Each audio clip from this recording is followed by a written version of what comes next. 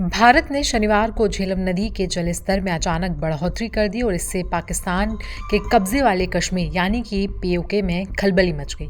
PoK का कहना है कि भारत ने बिना किसी पूर्व चेतावनी के ही उसे उरी बांध से पानी छोड़ दिया। बताना होगा कि पहलगाम आतंकी हमले के बाद भारत ने सिंधु जल समझौते को स्थगित करने के साथ ही कई सारे बड़े कदम उठाए हैं। भारत ने कहा कि वो पहलगाम हमले के दोषियों को नहीं बख्शेगा। भारत की ओर से जब पानी छोड़ा गया तो पीओके के हट्टियन बाला जिले में इमरजेंसी वाले हालात बन गए और लोगों को सुरक्षित जगहों पर भागना पड़ा। पीओके ने इसे अंतर्राष्ट्रीय मानदंडों और सिंधु जल समझौते यानी कि इंडस वाटर ट्रीटी का उल्लंघन बताया है।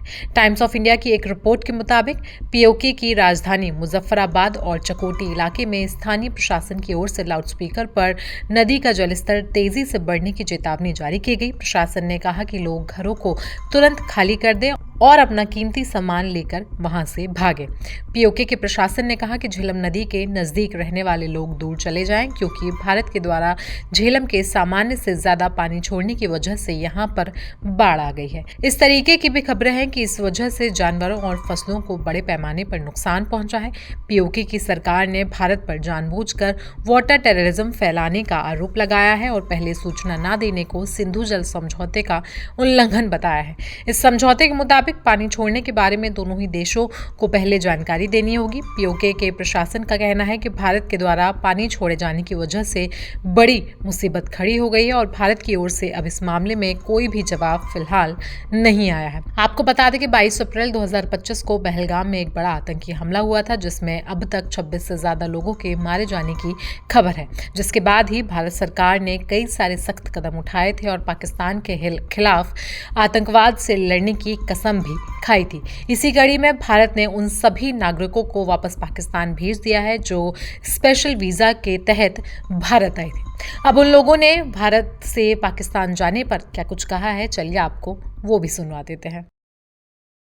पहले धर्म, ये लोग तो हिंदू मुस्लिम बाद में, पहले तो इंसान है ना, किसी के साथ ऐसा करना अच्छा नहीं है, बहुत गलत हुआ। वो कहते हैं हम इस्लाम के लिए कर रहे हैं, वो गलत कर रहा, उन्होंने गलत किया, बिल्कुल गलत किया है। हम तो इसके खिलाफ हैं। गलत तो गलत है भाई। क्या नुकसान हुआ ऐसी हरकत करने भाई से? उनको कुछ नहीं हुआ, जिनके मरे उनसे पूछो उनका कितना बड़ा नुकसान हुआ। और दूसरा, इसकी वजह से सबको तकलीफ हो गई। अब जो बेचारे यहाँ आए थे वो भी परेशान है और जो वहाँ से वापसी आ रहे हैं, जो यहाँ से गए थे घूमने, वो भी परेशान है। तो रिश्तों में फर्क पड़ गया, बहुत फर्क पड़ गया जी, बहुत ज्यादा। बहुत मुश्किल से दो प्रेम बढ़ा, बहुत गलत हुआ, ये बहुत गलत हुआ, होना ही नहीं चाहिए था। कितना नुकसान होगा इससे?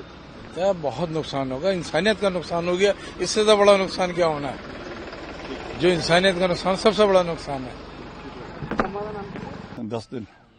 तो क्यों वापस जा रहे हो, क्या वजह थोड़ा बता दीजिए। ये तो हो गया ना, वापस भेज देते हैं उसके साथ। श्रीनगर में हादसा हुआ है जो नजायज मारे, जी उसकी वजह से वापसी कर ली है, बस हम जा रहे हैं। जाओ जी जी, जो श्रीनगर में मारे गए गलत हुआ?